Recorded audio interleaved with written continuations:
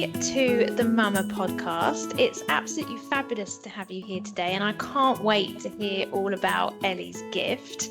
But why don't we start by finding out a little bit about you, your current life situation, and where you live, etc. Yeah, thank you. Thank you so much, Heidi, for having me on. Hi everyone. My name is Lucy. As you can probably tell from my northern accent, I'm from the northwest. I'm from Manchester originally, and my role in my kind of everyday life is I'm a mental health nurse. So I've been a nurse for um probably about 11 years now. Um, but I'm also undergoing some training at the moment to become an occupational therapist as well, which is something that I'm really excited and passionate about. I currently live with my husband, Rick, who is wonderful, sometimes a little bit annoying, but all round he is quite a wonderful guy. And we have three children at the moment. So we have Isaac, who's 6, we have Noah, who's 4, and we have a newborn, Indy. So Indy's 4 months. And we also have our Ellie, who passed away. So Ellie would have been 8 now. So yeah, uh, yeah. So we have a very lovely little life here. We did have a little dog, but he's just sadly passed away, Teddy. So normally I would mention Oh, Ted, but he's not with us now. So I'm still kind of moving through that. Yeah, a lot of people say, oh, they're just dogs, but Teddy was such a big part of our world. So yeah, I will mention Ted as well. So yeah, so oh that's kind of yeah. Ted was definitely should get a mention. So yeah, that is a busy household. it is. That It is a is. really busy household, especially with the newborn Indy. So congratulations Thank you. on having Indy and her safe arrival. So how's that sort of changed the dynamic of the household? To be honest, life with Isaac and Noah is pretty full on anyway. So Indy's kind of come along and she just slotted right into the busyness of it. So like after I delivered Indy, I think I was out. I think it was 5 days after having her having a coffee, and someone was like, Why are you out of the house?" And I was like, "Well, because at the end of the day, I'm up anyway doing packed lunches for the kids, and school uniforms still need washing, and it's not like the baby bubble that I had with Isaac. Life just has to go on when you have other children. So Indy's just slotted right in, and the boys adore her, but they leave her alone as well. So yeah, it's kind of gone all right. And my husband predominantly works from home anyway, so it's not, while I am on maternity leave, it's not too tricky. If I do need to kind of give him the baby, he'll take her on Teams calls, and it generally works quite well. So yeah, we're managing. We've got ourselves into a good routine. So Oh, that's fabulous. Yeah, I think you're super mum. You're doing a great job. So you're currently on maternity leave. uh-huh. Tell us about Ellie's gift. What it Yeah. does and how you find the time to Mm, slot all of that in amongst everything else. I know, yeah. So Ellie's gift then is Ellie's gift was set up in memory of our Ellie, who passed away. So Ellie died in 2017, and we had a termination for medical reasons with her because her heart hadn't formed properly. Um, and what happened is at the time of finding out about Ellie's heart, just before we found out about her heart condition, we'd been really fortunate to go and do a birth education course, an antenatal course, which was going to help us to prepare for her birth in a way that meant we could manage anxiety. Because I was a first time mum at the time, I didn't know what birth would be like. And with my background in mental health nursing, and I'd also trained over the years to do lots of different things like meditation and relaxation classes, and also acupuncture and massage and Reiki. So I'd done a lot of different things. So I was really kind of keen to approach birth in a way that felt I could have a little bit more control and to know what to expect, and to try and learn how to work with my body um through that natural process of giving birth. So we'd done this antenatal education course. Then, of course, we found out about Ellie's heart condition. And what we were told is that basically Ellie's heart hadn't formed. So the 4 chambers that we should have, she only had 2. And the valves that were there, she shouldn't have enough valves either. And the consultant basically said, you can either go to full term or and she'll die basically, or you can deliver her earlier and have a TFMR. Either way, the outcome's going to be the same. So, what do you want to do? And obviously, being faced with that situation, being a first-time mum, was one of the hardest things that we've ever been through. It was, people say that TFMR is a choice. You have a choice, and we don't believe we had a choice. We had a choice in terms of how we wanted her delivery and when we wanted it to happen. But ultimately, the outcome with her would have been the same, whichever way we chose. But what we did say at the time is we spent a good 3 week going backwards and forwards to the hospital and trying to find out exactly the severity of her heart condition and what our options were. And then when we eventually decided to come to the decision to have a termination with her, we decided that if we were going to do that, we wanted to implement all of the antenatal education that we'd learned. We wanted to try and use this approach to try and help us to feel a little bit more in control and to try to sort of apply things like breathing techniques for the contractions and to look at birth planning and try to sort of create this experience where we would look back at Ellie's birth in a way that wasn't wrapped in trauma and sadness, and we wanted to try and make it into something beautiful. So, and we took that forward, and she was born on the 12th of May. And when I look back at her birth, it's something that I'm really proud of, and it's something that I really kind of look back and think I'm so glad that we did apply all of what we'd learned. And I don't look back and see it as a traumatic event in the sense of her delivery. The trauma that I find with it is more around the finding out about her heart condition and the difficulties with that. But yeah, just kind of when I look back at her birth, I think, no, I'm really, really proud of that, and we did that in a way that was right for us. So then after all of that happened, I went then and trained to teach hypnobirthing in her memory because I thought I wanted to try and set something up which was going to honour her, but also that was going to enable me to transition back into work after loss.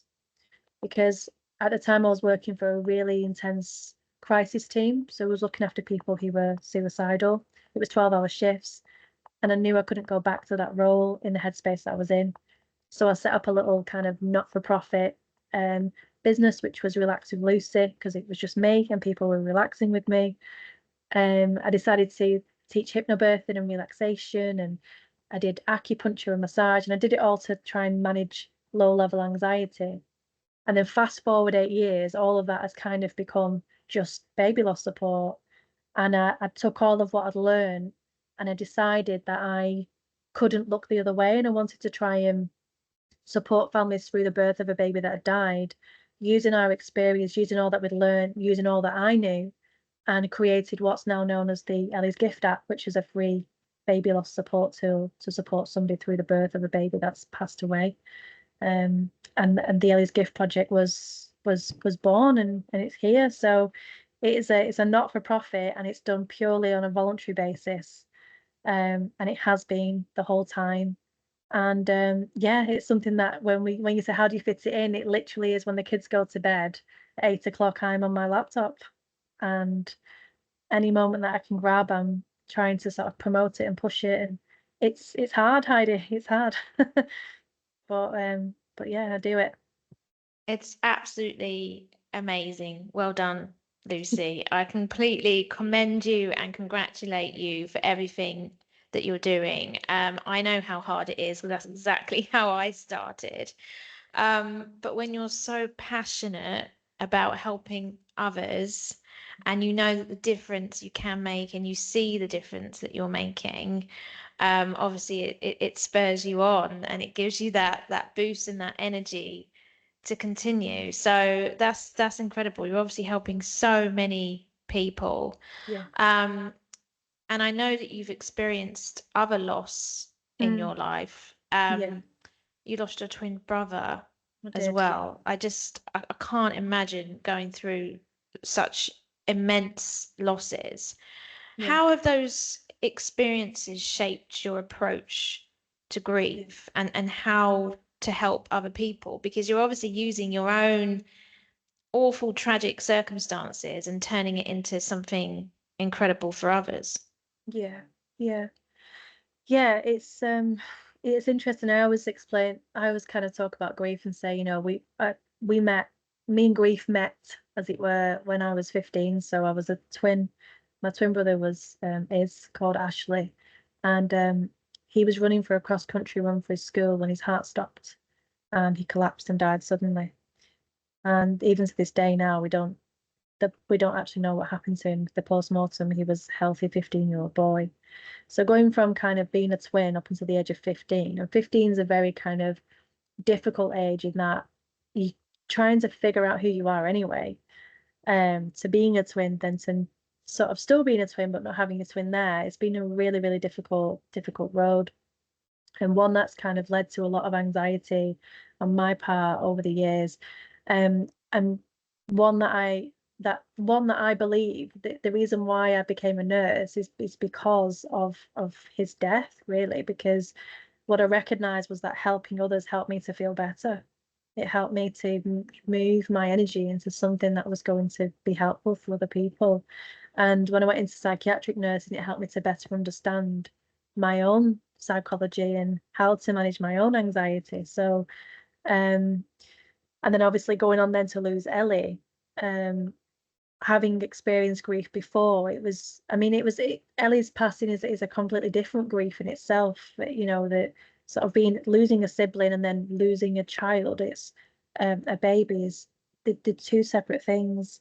But what both things have taught me and what they continue to teach me is that life is really a gift, and that every day is just such a special gift to be able to wake up today and breathe, and to wake up today and open my eyes. When I wake up and I think I've got 24 brand new hours, what should I do with today? Because when I think about losing my brother and Ellie and her not having her life, I think to myself, they don't get a chance to live. They don't get that choice. And I do. So what am I going to do with it today to make a difference? So I guess grief has shaped me to appreciate every moment, to grab every opportunity. Because people say, Lucy, you're always doing this and you're always busy and you've got this project going and this. How do you find the time and how do you find the energy? And I say, but why? Why would you not do that? Like, life is for living and for grabbing and for experiencing every opportunity. So yeah, I think for me it fuels me. I just think that being able to live a life that's full, because of them is a real gift. So yeah, that's kind of what pushes me forward. That's amazing. That is such a wonderful outlook Mm. to have. You know, the glass is always half full rather Yeah, than half empty. That's an amazing outlook. I absolutely love that. So tell us about the resources that Ellie's gift provides. yeah, How exactly do those resources yeah, support grieving families? yeah. So our support, it's so the Ellie's Gift app sits within at the heart of all we do. So it's a free app available on Apple and Play Store. And what that does is it provides pre-birth support and post-birth support. So it's predominantly kind of themed all around like mental health, mindfulness, hypnobirthing support. So it's about using, um, for example, the pre-birth support has a range of different resources on there through videos and MP3s. It's got like a journaling tool on there. It's got signposting options for people to connect with other organizations. But it literally guides people through that birthing process. So it helps them, say, for example, learn how to breathe during the contractions. It's got kind of a what to pack in your hospital bag guide. It's got videos on how the partner can support mum during that process. It's got videos around how to support yourself in a clinical environment. How can we make it feel more comfortable? It's got things around using music and smells and visualization. It's all around reducing anxiety. Um, we're just in the process of developing a specific TFMR area in the app, because the app itself is quite as it stands at the minute, it's quite a generic resource in that, say somebody who maybe they've gone to a scan and they've been told the baby's died, so they've not had a TFMR, the baby's just died. They can still use the app to support them through the birth. So what we're doing at the moment is we're developing specific areas in the app. So TFMR is our first specific area, because a lot of being a TFMR mum myself, there's a lot of kind of, sometimes being in the baby loss world, it can be very hard because I can kind of feel like I don't fit in sometimes, because it's kind of a taboo within a taboo. So we wanted to make sure that the resources on the app were really kind of tailored and specific to different circumstances, i.e. TFMR. So last year we ran focus groups with like I think it was 100 people in the end that we'd heard from through focus groups and questionnaires and surveys, all sorts of different things to inform the content. So yeah, it supports people through the pre-birth, and then thereafter we have resources again in the form of like guided meditations, grounding tracks. We also run free weekly relaxation classes for bereaved parents online, free weekly yoga classes for bereaved parents online, and we also do a free 8-week mindfulness and grief course. It's a full 8-week course, which is really takes a deep dive into grief and how we can support ourselves using mindfulness. So we do like the pre-birth, and then the aftercare is all of the holistic classes and the resources on the app. So it's kind of a wraparound thing, really.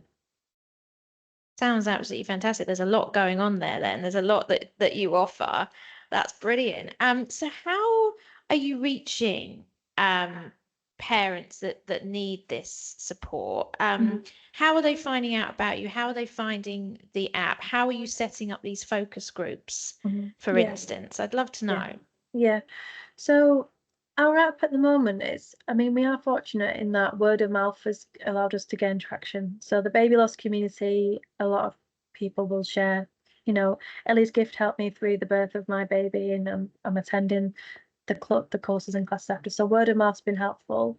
We're also linked in with NHS Trust, but that at the moment that's kind of, we've established ourselves in 6 trusts, in terms of properly embedded in there.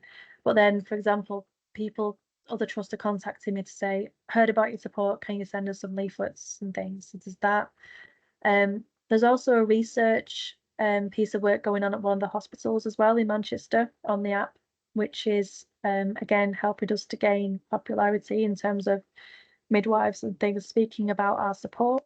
And then the recruitment of people for focus groups is just through our Instagram community and just reaching out to say we're running these. Would you like to attend?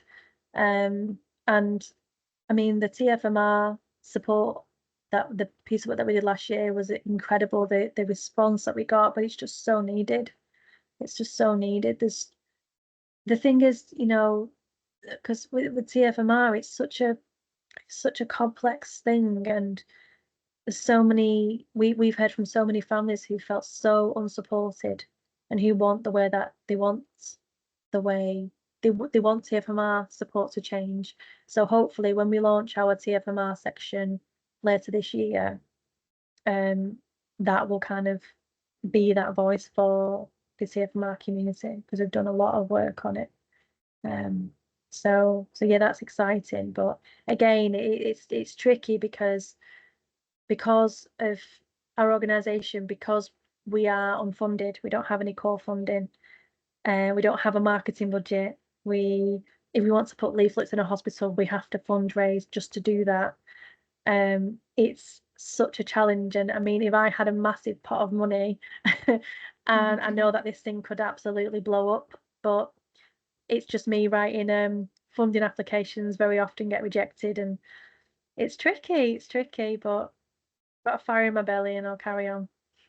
Yes, yes, and that's what you need, and it will get you through. You'll be able to achieve even more amazing things than what you've already achieved. I had a meeting with other charities just the other day, actually. They're all baby charities, and we're all finding it really, really tough with the funding. Community fundraising is just dwindling out. People don't want to ask other people for money. There's obviously, the cost of living crisis, and applying for grants and trust funds, etc., are few and far between because it's saturated. There's just so much competition. It really, really is difficult. So I guess that's one of your biggest challenges at the moment, funding. I mean, it's ours as well. But how can people help you? What do you need help with apart from fundraising? Yeah, I mean, what we are looking for at the moment is sponsorship for the app.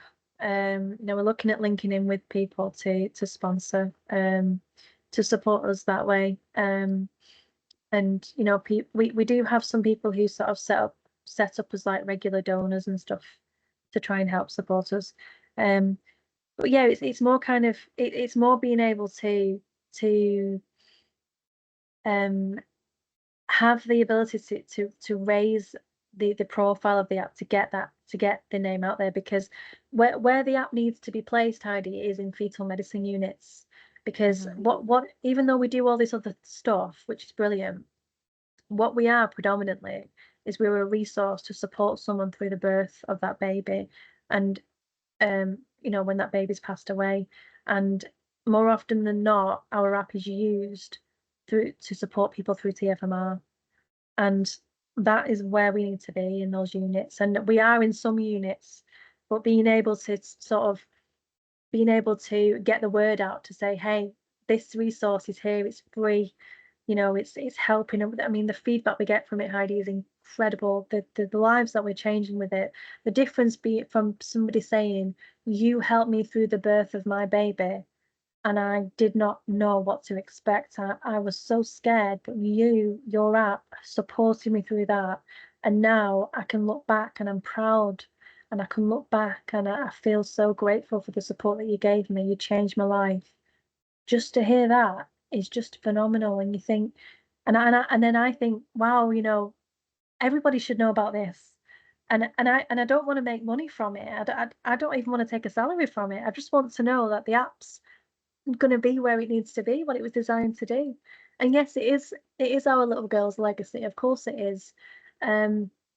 But it still breaks my heart when people come to find our support and they say, I wish that I would have known about your app before the delivery of my baby, because they're accessing our aftercare support, but they've not been told about it in those kind of critical moments. So yeah, if anyone can help with the placement of it or support us in terms of, yeah, helping to, I don't know, sponsor to try and raise awareness of it. I don't know, but yeah, if anyone's Well, listening. yeah, we can certainly help you with that. And we have a lot of listeners that are midwives and student midwives. And when they hear this and listen to this, I'm sure you're going to be inundated with emails asking for information. So Yeah. yeah, let's talk afterwards and see how Yeah. we can help you with that, because we have our wallets in a lot of Yeah. hospitals. We've just launched the memory wallet. Yeah. And I know we're going to have your information on our website very soon, and that will link from the wallets, and the Yes. memory wallets. But there is a very short window, I suppose, from someone finding out that their baby has died to then delivering that baby. It is quite a short window. And there's a lot to process in your mind when you find out the news, A lot. and you're bombarded obviously with a lot of information. You're having to make some really tough decisions. Um, and so there's a lot going on at the time. So it's trying to find out the best way Mm. to obviously give them the information about the Yeah. app Yeah. at the right time. So That's it. That's it. yes, if anyone's listening that's got a brainwave and thinks they know the solution, then definitely get in touch. Definitely. Absolutely. Yeah. I mean, just to kind of shine a light on that a little bit more, there was a message the other day from somebody in our community group, and they had contacted us to say they found our app a few days before they delivered their baby, and they listened to, we've got a track on there called Limbo Land, and what that means is it's like an audio track you can listen to. It's more of a kind of a grounding track to sort of help people feel a little bit more in control, and to manage that period of, you've been told that you've got to go in for this procedure, but yet you've been sent home and you're waiting to go in. So this track, it talks all about visualizing a tree with the strong roots, and that could help you feel solid and stable and calm. It goes on all other things as well. But somebody had commented and said, at least myself and my husband drove up to, she mentioned somewhere where they drove to, and she said, we listened to your track over and over again. And she said, and through the labor of my baby, I visualized that tree and it got me through. So thank you so much for creating what you've done. And I read it, and sometimes I get frustrated because sometimes I'm like thinking, oh no, like, we've got this here, it's really good, and if only it could reach more people. And my husband said to me, you know what, Lucy, if you're only helping that one person there, then we've done that. We've done that. So just remember that, because the problem is that I have is that I'm like, no, like one or two isn't enough. Like we need to we need to reach You more want to save people. the world. Yeah. Absolutely want to save the world. Yeah, I do. Yeah. So Well, you save the world with one person at a time. And that's exactly what you're doing. And also remember that that one person has taken the time to contact you and let you know, but think about all the others that haven't. yes, it's true. That's not one person. That's a huge ripple effect, and it would be helping many, many more people. And then they will also share their story and go on to help and inspire other people, their friends, their family will see the difference it's made to them. And so, yeah, just that one person actually helps 100 people. Yeah. So, yeah, hold on to that because this work is just incredible. And on that note, that sort of makes me think about more mindfulness Yeah. techniques, especially to help reduce anxiety, whether it's before you've given birth or Yeah. years Yeah. later.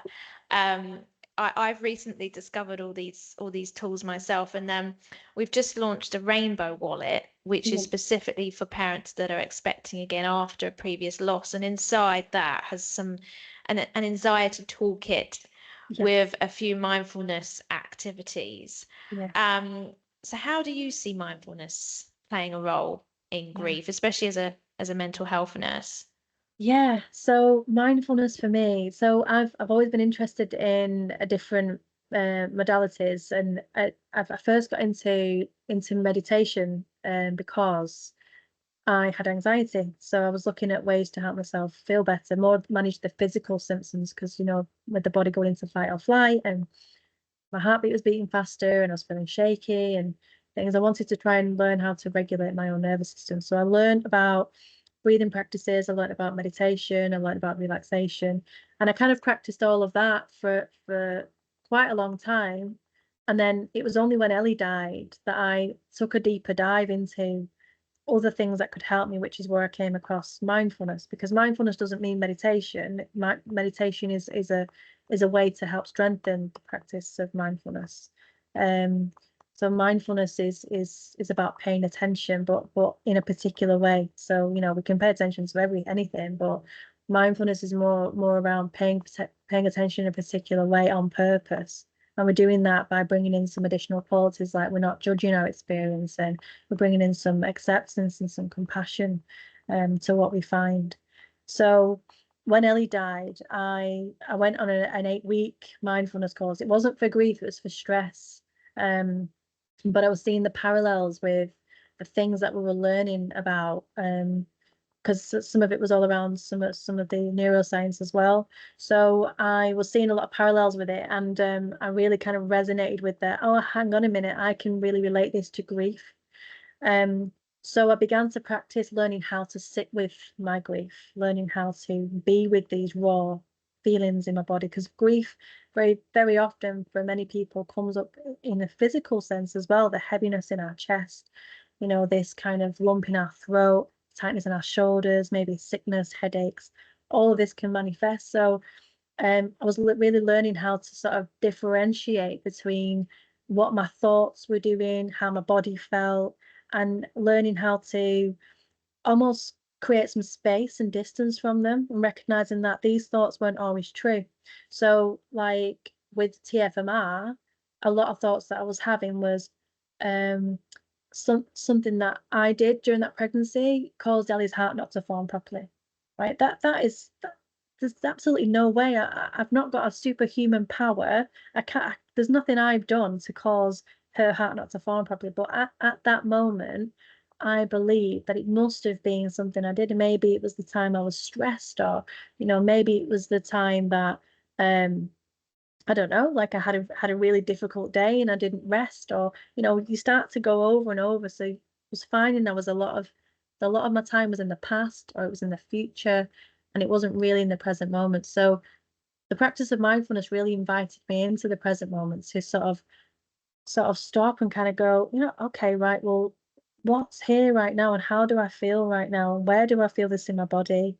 And what can I do with this as well? Do I need to bring some self-care in at this point, or do I just need to rest, or do I need to speak to someone? It was that awareness of this is grief, and it was a learning how to hold hands with grief and learning how to work with it rather than pushing it down and pushing it away, or trying to fill my time with Netflix or with food or with wine. It was a really kind of open awareness of this is okay. This is a normal response to grief. And I'm going to be here for myself with compassion, with kindness. And it's been that ever evolving practice thereon.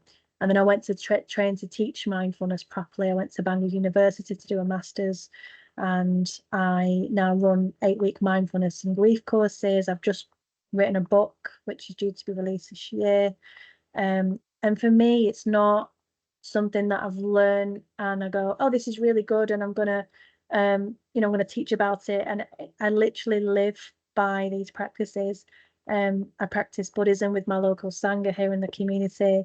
Of course, the mindfulness that I teach is what we call secular, so it's not kind of, I don't talk about Buddhism within that context. But when we talk about mindfulness as a whole and the origins of it, we do see the origins coming from Buddhism. So yeah, I can talk all day, Heidi, about mindfulness. I'm absolutely obsessed with the practice, and it's just been such a helpful approach to grief, and it continues to serve me. Absolutely. No, I find it really interesting. But you just slipped in there rather sneakily that you've got a book Yes. coming out. So tell us about the book. What can we expect from this book?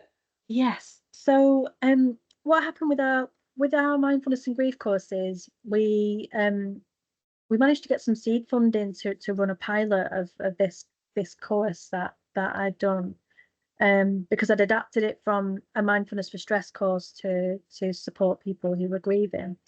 And we ran maybe 3 or 4 courses, really went well. But one of the feedback that we kept getting was, have you got any information that we can have alongside the course? Can we access anything to read? And I did have a few sort of PDFs here and there, but I never had anything to hand. Anyway, last year, um, I, I have probably been saying that I'm releasing a book for about 3 years now. I kept saying it's released next year and next year. And then last year from May, when I did have some time because I had got pregnant, and I'd just finished doing my first year of occupational therapy training. So I had some time where my older children were in school and I was off while I was growing the baby. So I just started to finish what I'd started, and I finished the book, and it's a self-help mindfulness and grief 8-week course. So it pretty much is the same course in which we run, but it's, if you wanted to, you could have it and you could work through it independently, and all the meditations are accessible on the Ellie's Gift app. So the app's kind of designed to be used alongside the book. Um, and it's a self-help course that takes you through an 8-week course of what mindfulness is and how to support you in grief in terms of baby loss. But it's not just that, it's intertwined with stories of baby loss and people that have attended our courses who talk about how these practices have helped them. And then there's also a section on mental health support, because I thought, being a mental health nurse, I can't not include that. So there's a section on things like sleep and um I don't know, like accessing nature and all the different things that I would probably advocate to a patient.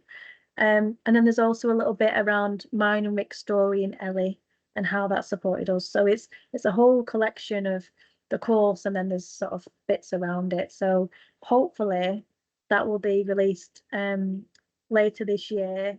And ideally, the plan is that we're going to be giving it out for free to people that attend our courses, our 8-week courses. But then also offering it as like a donation thing. So if somebody wanted to purchase a book for a donation, they could do, and then they could independently work through that course on their own. And the ultimate goal is to be able to have the money to be able to print these books and put them in the hospital units where we're placed as well, so that families can take away a free copy that they may later, after they've, maybe after some time's passed and they feel that they're able to read, or they want to access something like that, they can access that course. And again, that's our way of helping to spread mindfulness out there and try to introduce it to people that may not have thought to access it as a way to help themselves. So yeah, exciting stuff, really. Yeah. That is very exciting. And again, will help so many other people. Mm. So, how do parents access your app? Can they go on to their usual app store and Mhm. download Ellie's gift? Yeah. Yeah. So it's available on the App Store. So you just got to type in Ellie's Gift, and it's available on Apple as well. And then also as well, we do have a Ellie's Gift website as well. So there are resources on there too. Not as many as the app, but we do have a few resources on there. Um, and also the app as well is designed to be that there's some of the content on there, you can access it offline as well, because especially the content that supports people before the delivery, because they may be in hospital and they may want to access the tracks when they're in there. And of course, hospitals are very notorious for not having any signal. So yeah, that's kind of a way. One thing that we are trying to sort of look at working on in the future with it is to make it more accessible and inclusive, because at the moment it doesn't kind of cater, needs for anybody that say isn't English speaking, or that it doesn't have anything around sort of visual impairments or hearing impair. It's not inclusive in that context, but it's something that's on our radar. And I should imagine that the app is just going to be a continuous piece of work all the time as we move through, because we're always responsive to people's feedback and the changing needs of the community. So, it's never going to be finished. And it's also never going to be perfect either. There'll always be something that someone's going to say, it didn't do that, I would like this. It just is. But, it will resonate with some people. And we already know that it's helping. So, yeah, Absolutely, one step at a time. You don't have a magic wand. You wish I can't did. solve the world's problems all in one hit. I totally understand where you're coming from. Our website and our wallets are evolving every few months. There's extra always being added, more languages. Yes. It's all you have to start somewhere, and then you just Mhm. expand and expand and expand, and that's exactly what you're doing. So I Yes. think it's Yeah. amazing. So how big is your team? Is it just you? Have you got volunteers helping? I know you're like, how the hell does she do all this? Um, Exactly. so there's myself and three other ladies who are directors. So we were CIC. But the team predominantly is led by myself. And my husband, he's not formally a team member. However, he can be seen many evenings spent on the computer updating the app and technical side of things. So with there's kind of four of us and Rick, and then we have a lady who does, thankfully, who does our marketing, who we've just been able to, through a small grant, to take on just on a part-time basis. Um, and then we have a team of volunteers. We have, because what we also run as well, Heidi, is retreats as fundraisers. So we run retreats for the general public, and what we do is that all of our therapists work for free to provide holistic therapies for the day, and then the general public buy a ticket. But 100% of everything that we raise goes back into the development of the app, or paying of the instructors for the classes.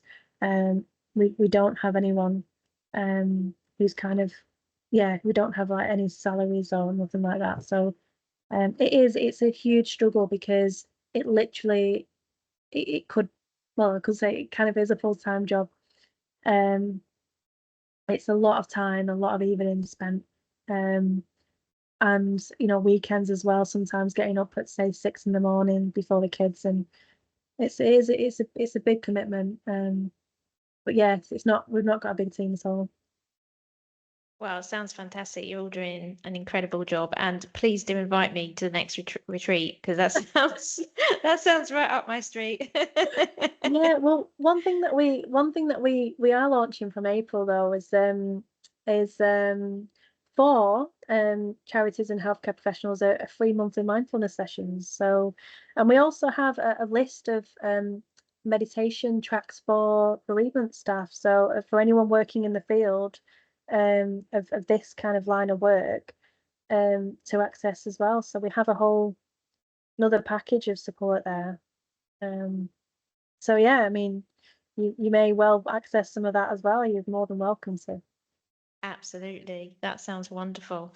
Yeah. So, for anyone who's listening that wants to support Ellie's gift, whether that's, through sponsorship, spreading Yeah. awareness, volunteering, what's the best way for them to contact you and get involved?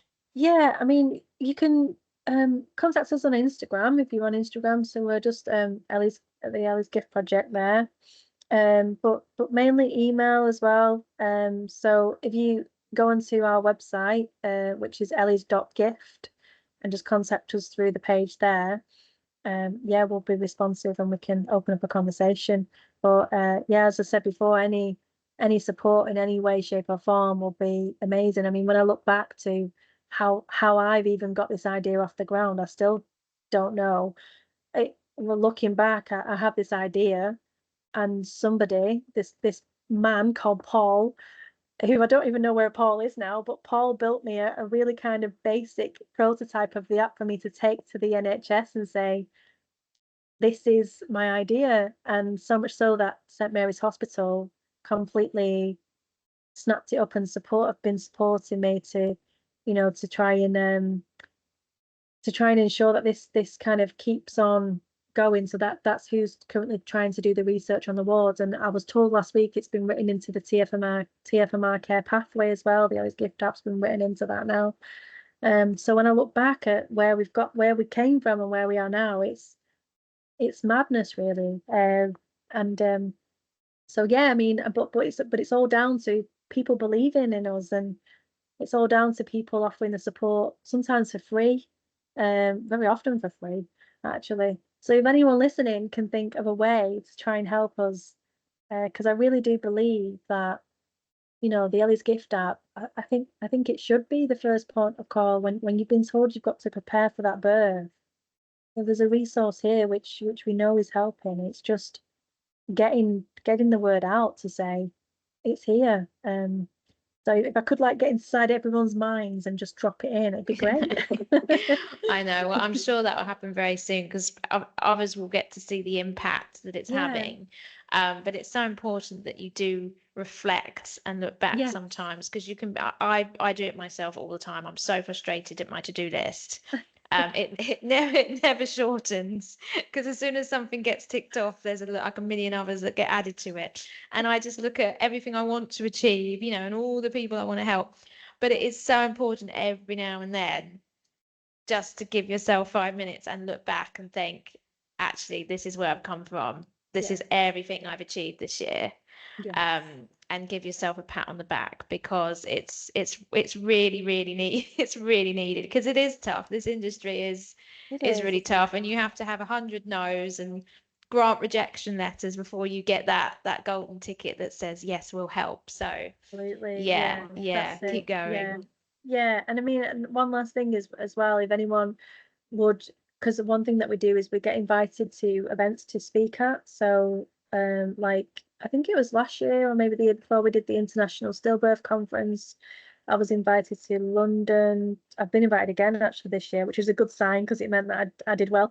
Um, there's a conference in London that we'll be speaking at, but generally I'm happy to speak at events about what we're doing, and in terms of sometimes we get invited along for kind of inspirational talks, to yeah, to kind of inspire people. So yeah, if anyone's listening and think, yeah, we'd love to have you speak at our event or anything like that, or if any workplaces want to look at choosing a charity of the to fundraise for that year, again, that's something. So yeah, if anyone can help, then just get in touch. That's all. I'm sure there's lots of ways. I'm sure they will. I'm sure they Yeah. will. Yeah, you're doing an incredible job and helping so many people. So thank you so much, Lucy. Thank you to your whole team, to Thank everyone you. at Ellie's Gift. And yeah, we're really looking forward to working with you in the future. Thank you so much, Heidi. Thank you. Take care, everyone.